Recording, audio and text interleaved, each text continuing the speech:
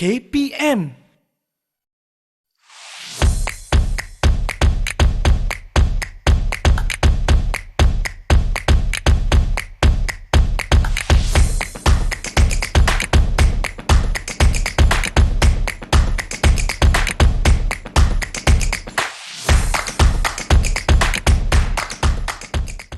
Hai, Assalamualaikum. Salam sejahtera kepada semua yang sedang menyaksikan Bina Upaya Guru Didik TV KPM bersama saya pengacara anda hari ini, Irfan Syahmi. Untuk hari ini sebenarnya kita akan membincangkan laluan kerjaya guru untuk menjadi guru biasa, pencara ataupun seseorang dalam bidang pentadbiran. Dan hari ini kita akan membincangkan mengenai pengurusan persaraan pilihan sendiri guru-guru di KPM, merangkumi akta, peraturan dan kedileng yang berkuat kuasa bagi memberikan para guru pengetahuan serta informasi berkaitan kaedah permohonan, kategori guru, dokumentasi, tata cara pertimbangan permohonan dan isu-isu berbangkit berkenaan dengan persaraan pilihan sendiri. Dan hari ini kita akan bawakan seorang tetamu yang cukup istimewa. Saya persilakan Encik Ridwan bin Abbas, iaitu Ketua Penolong Setiausaha Kementerian Pendidikan Malaysia, Bahagian Pengurusan Sumber Manusia. Assalamualaikum Encik Muhammad Ridwan, apa khabar?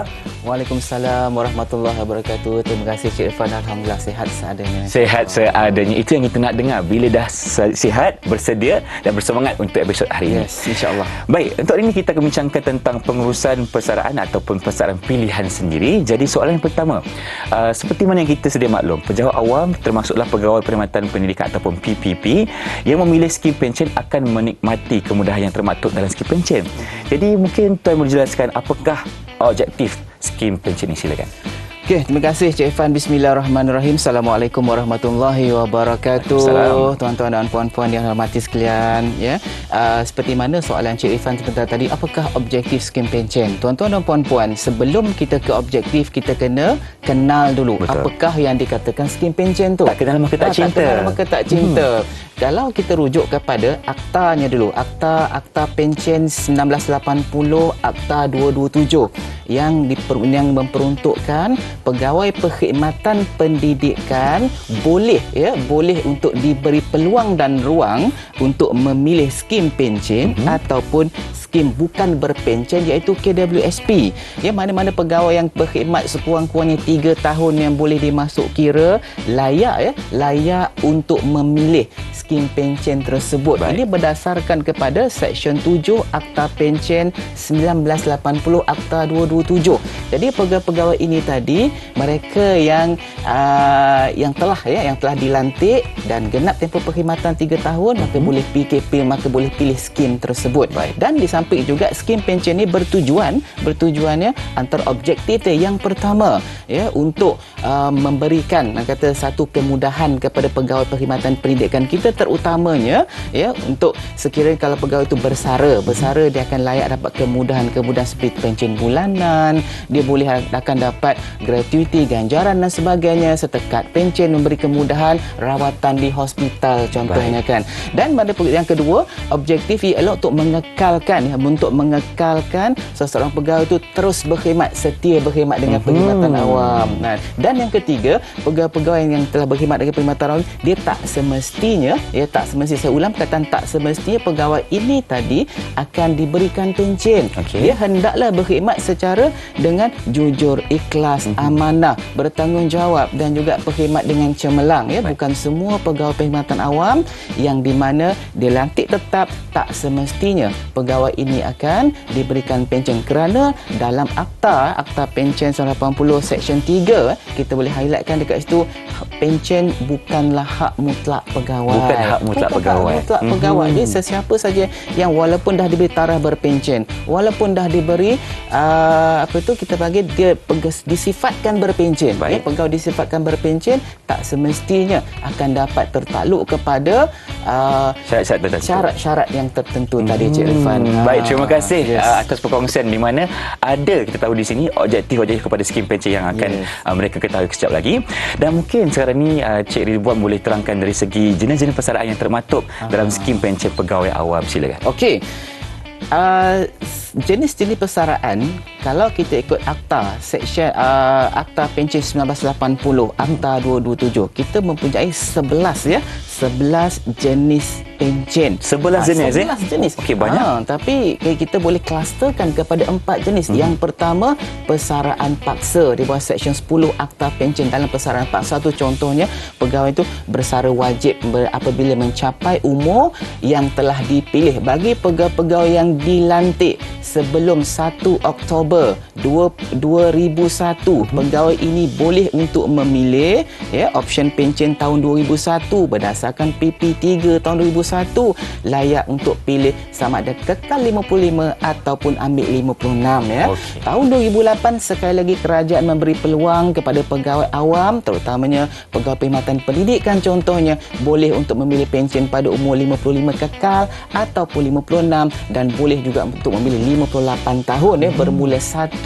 Julai tahun 2008 berdasarkan kepada Perkeling Perkhidmatan bilangan 6 tahun 2008. Tahun 2011 kali Ada lagi? Ada lagi. Baik.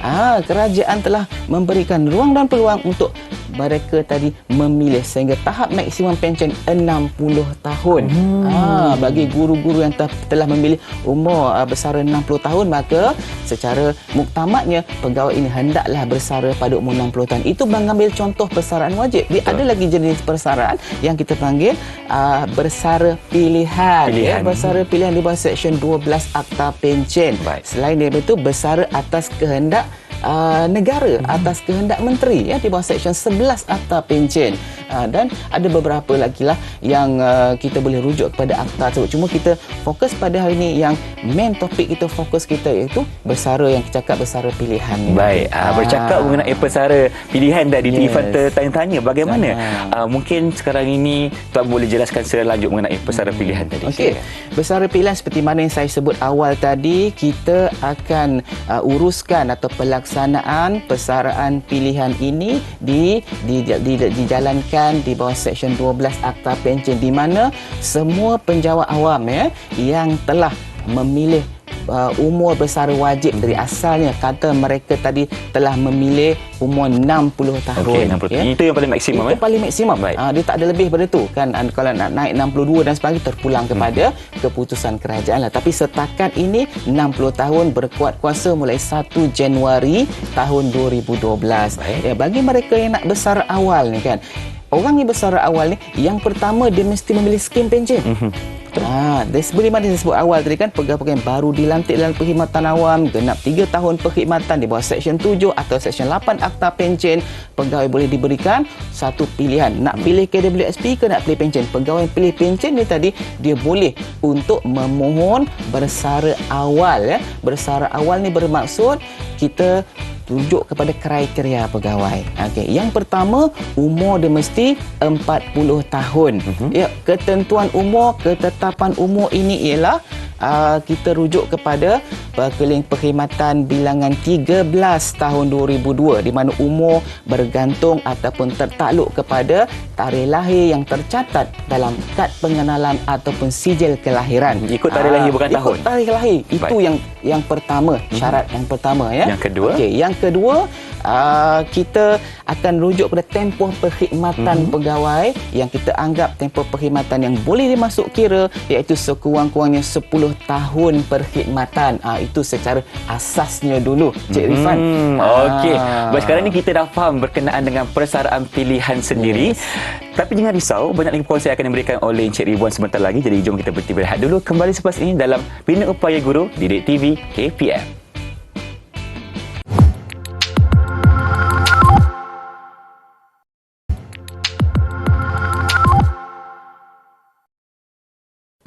Bertemu kembali dalam Bina Upaya Guru Didik TV KPM bersama dengan siapa lagi? Tentunya Encik Ridwan di sini. Baik, tadi Irfan tertarik di mana seorang pegawai awam boleh memilih pilihan persaraan sendiri. Betul. Dan sekiranya seorang pegawai itu dia kata dia nak bersara awal, apa prosesnya tuan? Okey, seperti mana saya sebutkan awal-awal tadi, pegawai yang nak bersara pilihan tadi, yang pertama kena cukup daripada syarat-syarat utama. Yang pertama umur 40 tahun. Betul. Okey. Yang kedua tempoh perkhidmatan yang boleh dimasuk kira sekurang-kurangnya 10 tahun. Terma dimasuk kira tu takrifan dia ialah tolak cuti tanpa gaji. Okey. Tolak tempoh tak hadir bertugas. Yang tu kena tolak lah. Kalau ada tempoh perkhidmatan cukup 10 tahun, pegawai ini boleh mengemukakan permohonan kepada ketua jabatan tempat dia bertugas. Okey, yang pasti pegawai yang buat permohonan tu, yang pertama pegawai ini mestilah bebas daripada sebarang prosiding atau pertuduhan tata tertib. Ya, bebas daripada sebarang perlakuan ataupun pertuduhan rasuah. Okey. Dan yang ketiga, pegawai ini tadi mestilah memilih pencen. Ya, dalam Akta KWSP, Akta 452, Akta KWSP 1991, pegawai-pegawai yang memilih untuk ambil skim KWSP, pegawai ini tidak boleh atau tidak layak untuk bersara awal. Baik. Kerana dalam akta yang saya sebutkan tadi, pegawai-pegawai ini kalau nak bersara awal, dia kena nak meninggalkan perkhidmatan awam lebih awal. Bagi mereka yang memilih KWSP, pegawai ini hendaklah meletakkan jawatan. Meletakkan jawatan seperti mana yang dijelaskan dalam Perkhidmatan Bilangan 1 tahun 2015. Okey, itu yang KWSP memang tak ada peruntukan dan ruang untuk bersara awal. Tapi kalau pegawai itu dia pilih pencen, okey, tempoh perkhidmatan dah cukup 10 tahun, umur dah cukup 40 tahun, bebas daripada segala tuduhan di mahkamah ataupun tuduhan tata tertib, bebas daripada segala tuduhan rasuah dan sebagainya, diperaku ketua jabatan. Yang penting disokong ketua jabatan, pegawai ini boleh untuk mengemukakan permohonan, dan permohonan dia akan dibawa ke pertimbangan di peringkat kementerian untuk kita lihat sama ada pegawai ini tadi cukup atau tidak syarat untuk diberikan pertimbangan untuk pegawai ini boleh bersara pilihan. Dan akhirnya permohonan ini akan ditentukan oleh Jabatan Perkhidmatan Awam bahagian pencen. Okey. Semua permohonan itu akan dipertimbangkan. Kalau cukup syaratnya, maka diluluskan Kalau oleh tak cukup jabatan. syaratnya? Kalau tak cukup syaratnya, dia tak boleh bersara lagi lah. Kerana saya ulang tadi kan, pegawai ya dalam perkhidmatan awam, persaraan bukan hak pegawai. Betul, bukan hak mutlak. Bukan hak mutlak. Okey, baik. Yes. Terima kasih Tuan. Dan sekarang ni kita nak tahu juga bagaimana proses ataupun prosedur yang perlu mereka tahu sekiranya mereka ingin kata pembesaran awal. Macam mana? Proses saya sebutkan tadi Isi kan. dokumen ni ke? Dari segi dokumen ni, yang pertama pegawai ini tadi dia kena isi borang lah. Baik. Yang penting mesti melalui ketua jabatan dan kena isi borang-borang tertentu yang dinyatakan dalam, kita panggil apa tu, Perkhidmatan Sumber Manusia MyPPSM, ya, ceraian 1.2.1. Maknanya pegawai-pegawai ini kena ikutlah dia punya flow tadi, proses dia tu kena hantar ke ketua jabatan.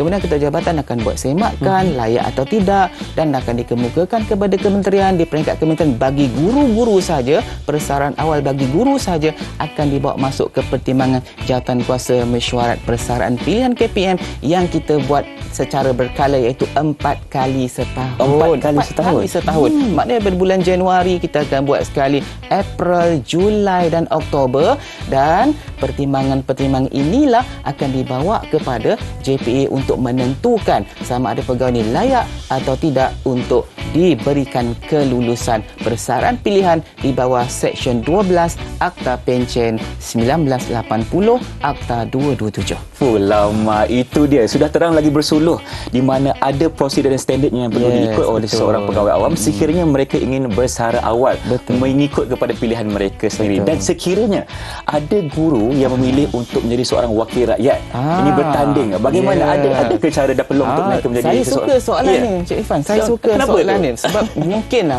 ada yang tertarik, ada yang berhasrat, berkeinginan, berhajat untuk menjadi salah seorang dari pucuk pimpinan negara, contoh kan. Jadi sebagai ahli parlimen ataupun ahli dewan rakyat ataupun ahli dewan undangan negeri, mereka yang berhasrat untuk bertanding, ya, pegawai-pegawai ini tadi yang telah diberikan kebenaran oleh ketua setiausaha atau pegawai pengawal untuk aktif, bergiat aktif dalam arena politik, contohnya kan. Okey, pegawai ini tadi katakanlah ada pilihan raya umum, contohnya kan, pilihan raya negeri, contohnya pilihan raya kecil, ya, PRU, PRN, PRK. Mereka ni boleh untuk mengemukakan permohonan dengan syarat pegawai yang hendak bertanding itu tadi ketua parti dia. Kena lantik dia sebagai calon pilihan raya tersebut. Dan ada surat kita panggil watikah pelantikan sebagai calon pilihan raya, dan proses-proses yang pegawai yang lalu ialah ada dua proses. Yang pertama, kalaulah pegawai ini cukup syarat umur 40 tahun yang boleh dimasuk kira tempoh perkhidmatan 10 tahun yang boleh dimasuk kira, maka pegawai ini boleh dipertimbangkan untuk melalui kaedah persaraan pilihan sendiri ni tadi di bawah Seksyen 12 Akta Pencen. Makanya pada hari penamaan calon, biasanya Suruhanjaya Pilihan Raya akan umumkan bila hari penamaan calon. Pada hari penamaan calon, pegawai awam ini tadi mestilah bukan lagi penjawat awam. Kalau dia penjawat awam yang boleh layak dapat pencen, dia boleh mohon untuk bersara pilihan. Tetapi itu cara pertama. Yang kedua, sekiranya kalau pegawai itu belum cukup tempoh perkhidmatan seperti mana yang disyaratkan dalam Akta Pencen itu tadi, maka pegawai ini boleh meletakkan jawatan. Dia kena letak jawatan. Dan pegawai ini tadi kalau dah letakkan jawatan, mestilah berkuat kuasa pada tarikh penamaan calon tersebut. Maknanya kalaulah pegawai awam ni masih lagi berkhidmat, dia berkemungkinan besar boleh tak layaklah untuk bertanding sebagai calon tersebut. Maka dua perkara yang boleh kita berikan ataupun kemudahan kepada pegawai tadi. Yang pertama bersara pilihan, yang kedua letak jawatan. Bagi mereka yang berminat, kita boleh uruskan bergantung kepada syarat dan kriteria ke atas pegawai yang layak ni tadi.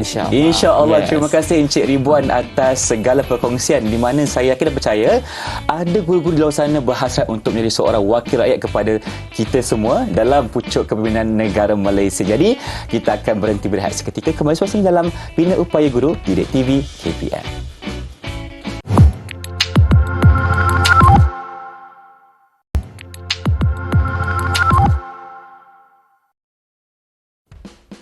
Inilah dia Bina Upaya Guru Didik TV KPM. Informasi bersama dengan siapa? Tentunya Encik Ridwan bin Abbas di sini. Kita sedang bercerita tentang pilihan persaraan sendiri. Dan tadi kita dah cerita tentang objektifnya, proses, cara dan standard dan sebagainya. Dan sekarang ni nak tahu juga, sekiranya mereka, guru-guru di luar sana memilih untuk bersara awal, apakah faedah-faedah yang kita akan berikan kepada mereka? Silakan. Okey, baik. Setiap pegawai yang bersara boleh dipertimbangkan. Dia tak semua bersara ini akan dapat faedah persaraan. Dia dipertimbangkan. Dia boleh dipertimbangkan. Secara umumnya, faedah persaraan berdasarkan kepada Akta Pencen 1980, Akta 227 tadi, dia ada 3 yang utama.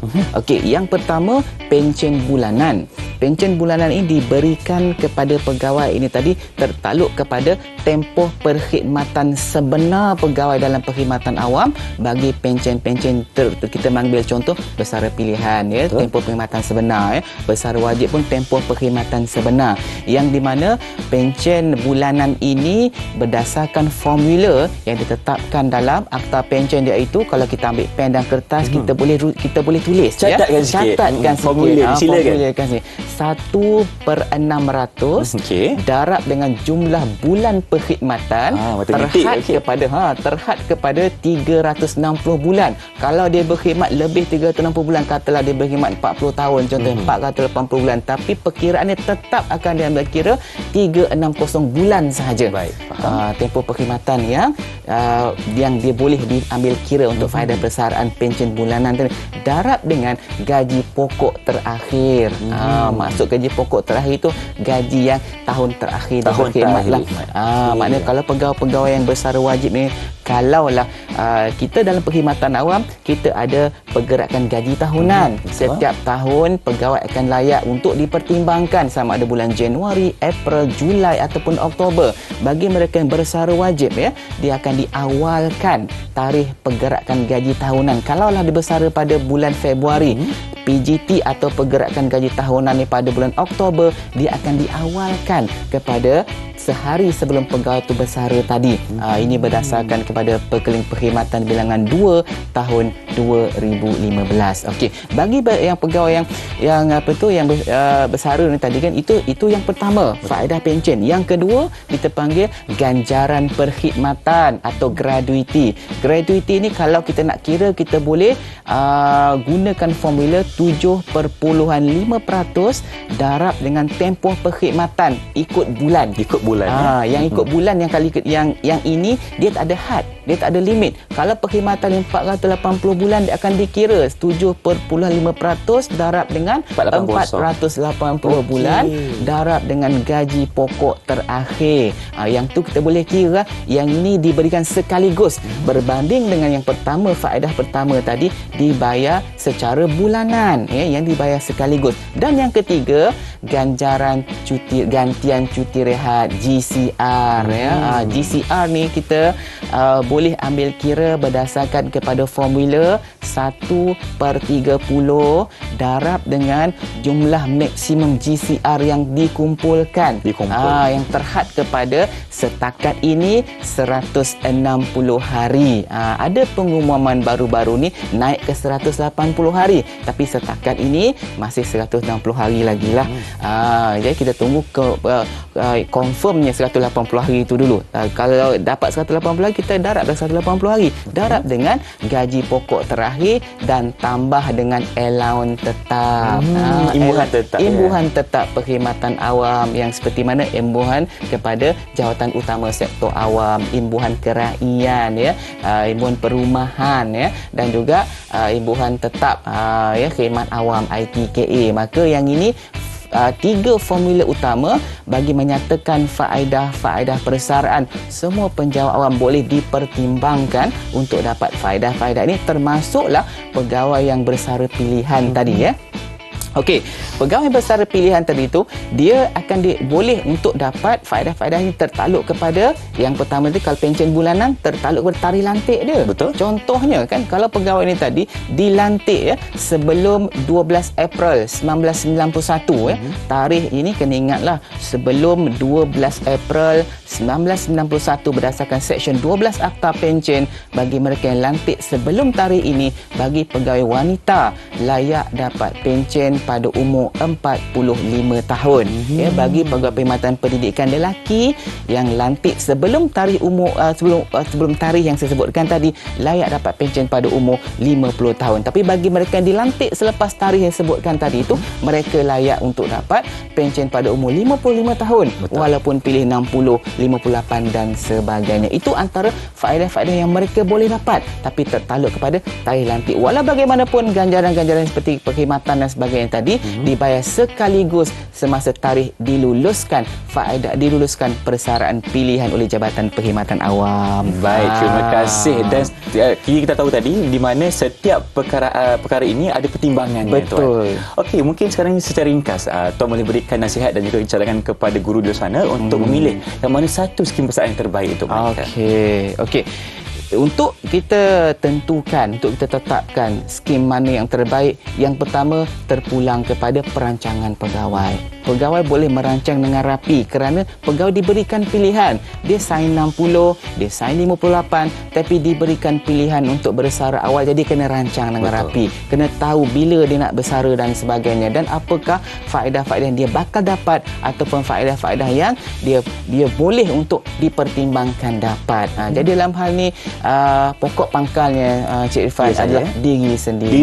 Pilihlah yang mana sesuai. Pilih mana yang sesuai. Sebab kita dah bagi dah garis panduan dah ada, akta dah sebut, peraturan dah menyatakan, perkeling-perkeling dah diedarkan. Jadi dia boleh pilih sama ada nak kekal dalam perkhidmatan awam sampai umur pencen, bersara awal ataupun pada waktunya. Sebab kata orang, pilihan di tangan anda. Pilihan di tangan anda. Baik, terima kasih lagi sekali diucapkan kepada Encik Muhammad Ridwan bin Abbas, iaitu Ketua Penolong Setiausaha Kementerian Pendidikan Malaysia, bahagian pengurusan sumber manusia, atas segala perkongsian dan juga maklumat yang telah diberikan, terutamanya tentang persaraan pilihan sendiri. InsyaAllah diharapkan dapat bermanfaat kepada semua yang menonton. Kalau kita berjumpa lagi, dengan itu Assalamualaikum dan salam sejahtera.